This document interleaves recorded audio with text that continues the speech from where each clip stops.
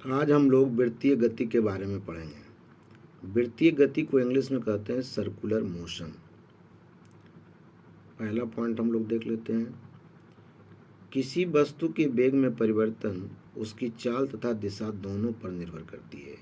यानी अगर कोई वस्तु वृत्तीय गति में चल रहा है और किसी वस्तु का वेग में परिवर्तन हो रहा है तो उसकी चाल और दिशा दोनों पर निर्भर करती है। मान लीजिए उसका स्पीड अगर बढ़ गया तो भी वेग में परिवर्तन हो जाएगा, और अगर उसकी दिशा में भी परिवर्तन हो जाता है तो भी वेग में परिवर्तन हो जाता है।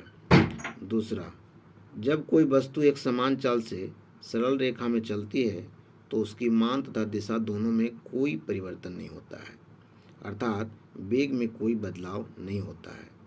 ये कह रहा है कि जब कोई वस्तु समान चाल से सरल रेखा में चलती है, यहाँ कहाँ चल रहा है वस्तु? सरल रेखा में। तो अगर सरल रेखा में चल रहा है तो उसका न मान में कोई परिवर्तन होता है और न दिशा में कोई परिवर्तन होता है, यानी दोनों में कोई परिवर्तन नहीं होता है, इसलिए वो एक समान चाल से चलते रहती है।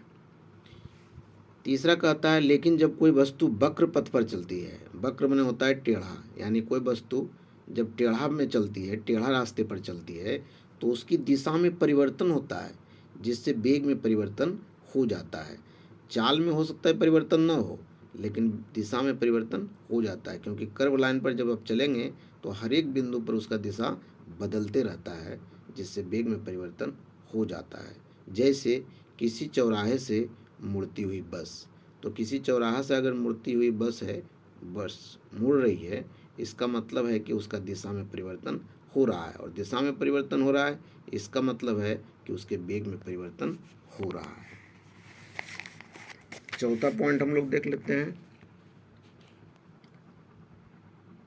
मान लिया कि कोई अष्टभुज आकृति की वृत्त है और उस पर कोई वस्तु एक समान चाल से चलती है।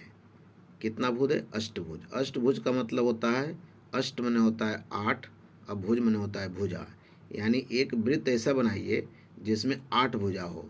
तो अगर 8 भुजा में अगर कोई एक समान चल से चल रही है वस्तु 8 भुजा वाले आकृति में, तो प्रत्येक पथ के मोड़ों पर वस्तु की दिशा बदल जाती है। तो जो 8 पॉइंट है, 8 पॉइंट में दिशा क्या हो जाता है?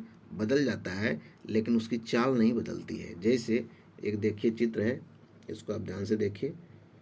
ABCDEFGH तक है, ठीक है। अब क्या देख रहे हैं? ए पॉइंट पर देखिए तो उसकी दिशा बदल रही है, बी पॉइंट पर भी क्या हो रही है? दिशा बदल रही है, CD उसी तरह से हर एक पॉइंट पर क्या हो रही है?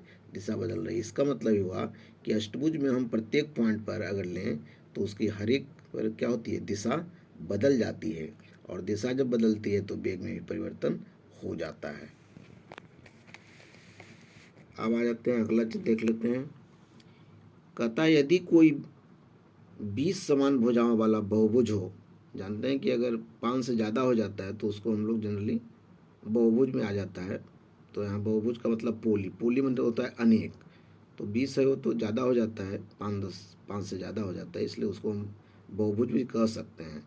तो कह रहा है कि यदि कोई 20 समान भुजाओं वाला बहुभुज हो तो प्रत्येक मोड़ों पर उसकी दिशा बदल जाती है।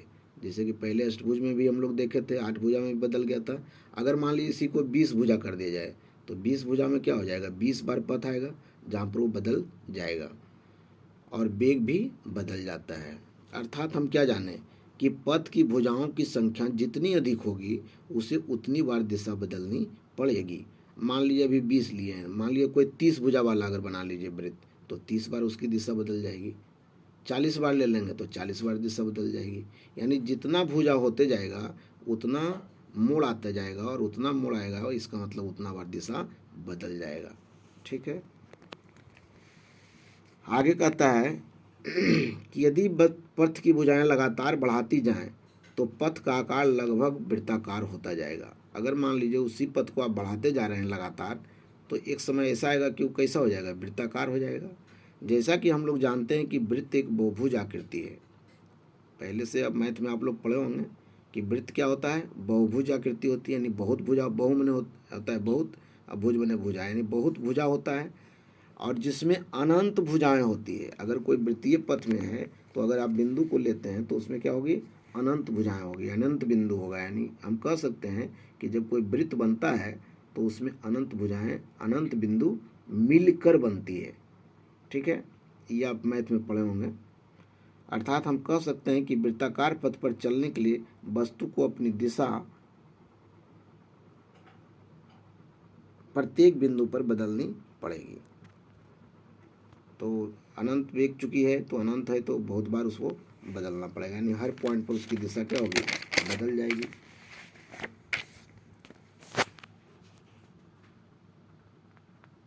अगर कोई वस्तु वृत्तीय पथ पर चल रही हो तो किसी क्षण उसकी गति की दिशा प्राप्त की जा सकती है। इसके लिए हमें उस बिंदु से वृत्त पर स्पर्श रेखा खींचनी होगी। क्या कहा है, इसको समझिए अच्छा से। कहता है कि अगर कोई वस्तु वृत्तीय पथ पर चल रहा है तो किसी भी पॉइंट पर हम उसकी गति का दिशा प्राप्त कर सकते हैं। तो हमें इसके लिए करना क्या होगा, इसके लिए हमें उस बिंदु से वृत्त पर स्पर्श रेखा खींचनी होगी। स्पर्श रेखा को इंग्लिश में कहते हैं टेंजेंट। जो स्पर्श रेखा की दिशा होगी वही वस्तु की गति की दिशा उस क्षण होगी। जैसे एक चित्र के माध्यम से आप समझ लीजिए। देखिए यहाँ पर एक गोलाकार बना हुआ है, वृत्त बना हुआ है, मान लेते हैं तो रफली बना हुआ है, तो पूरे अच्छा से नहीं बना हुआ है, फिर भी समझने के लिए बना दिए हैं। तो देख लीजिए ABCD, ठीक है, 4 पॉइंट लिए हैं, एक वृत्त है, 4 पॉइंट है। अब देखिए ए पर दिशा क्या हो रहा है, आप लोग जानते हैं कि ऊपर में क्या होता है, नॉर्थ होता है, नीचे में क्या होता है, साउथ होता है। तो ए कहाँ जा रहा है, उसका टेंजेंट अगर खींचेंगे तो साउथ की तरफ जा रहा है, तो इसकी दिशा क्या हो जाएगी, साउथ पर हो जाएगी। अगर मान लिया डी पर लेते हैं, ठीक है, तो डी पर लेंगे तो क्या होगा, इसकी दिशा बदल जाएगी। फिर बी पर लेंगे तो बी पर ऊपर की ओर जा रहा है, तो देखिए वहाँ नॉर्थ हो जाएगा।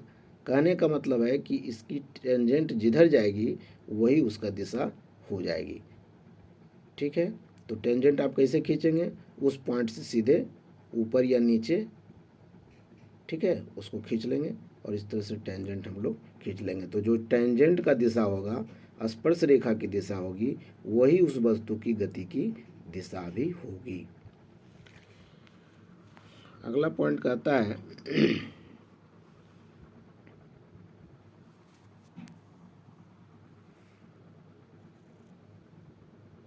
वृत्तीय गति त्वरित गति एक्सेलरेटेड मोशन का एक उदाहरण है। यानी वृत्तीय जो गति होती है वो त्वरित गति का उदाहरण होती है। ठीक है, इसको याद रखिएगा, ये ऑब्जेक्टिव में जनरली पूछता है। अब आ जाइए हम लोग देख लेते हैं एक समान वृत्तीय गति की परिभाषा। जब एक कण वृत्तीय पथ पर एक समान चाल से चलता है तब उसकी गति को एक समान वृत्तीय गति कहा जाता है। एक समान वृत्तीय गति में चाल तो नहीं बदलता है, लेकिन वेग हमेशा बदलते रहता है और प्रत्येक बिंदु पर वेग की दिशा स्पर्श रेखा की दिशा में होती है। यानी कह रहा है कि अगर एक समान वृत्तीय गति में कोई चल रहा है वस्तु, तो उसका चाल नहीं बदलता है, लेकिन वेग हमेशा बदल जाता है। वेग क्यों बदलता है, क्योंकि उसकी दिशा हमेशा बदलते रहती है, इसलिए वेग में परिवर्तन होते रहता है। तो किसी भी बिंदु पर हम वेग की दिशा प्राप्त कर सकते हैं, उसके लिए हमें वही टेंजेंट खींचना पड़ेगा और जो टेंजेंट की दिशा होगी वही वस्तु की दिशा होगी। जैसा कि हम लोग जानते हैं कि वेग का मान बदले या दिशा बदले या दोनों बदले, वस्तु को त्वरित कहा जाता है। ठीक है, यानी अगर वेग में भी परिवर्तन हो रहा है या दिशा में परिवर्तन होता है या वेग और दिशा दोनों में परिवर्तन होता है, तो ऐसे वस्तु को हम लोग क्या कहते हैं, त्वरित गति कहते हैं। तो त्वरित कहा जाता है। अतः एक समान वृत्तीय गति भी त्वरित गति का ही उदाहरण है। तो अगर कोई एक समान वृत्तीय गति में वस्तु चल रहा है तो उसको हम क्या कहेंगे, त्वरित गति कहेंगे।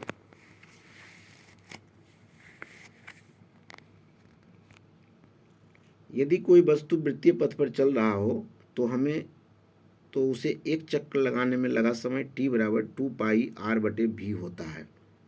कह रहा है कि यदि वस्तु कोई वृत्तीय पथ पर चल रहा हो और उसको पूरा एक चक्कर लगाया तो उसमें कितना समय होगा, तो उसे हम एक सूत्र द्वारा निकालते हैं और इस सूत्र बराबर क्या होता है, t बराबर 2πr/v।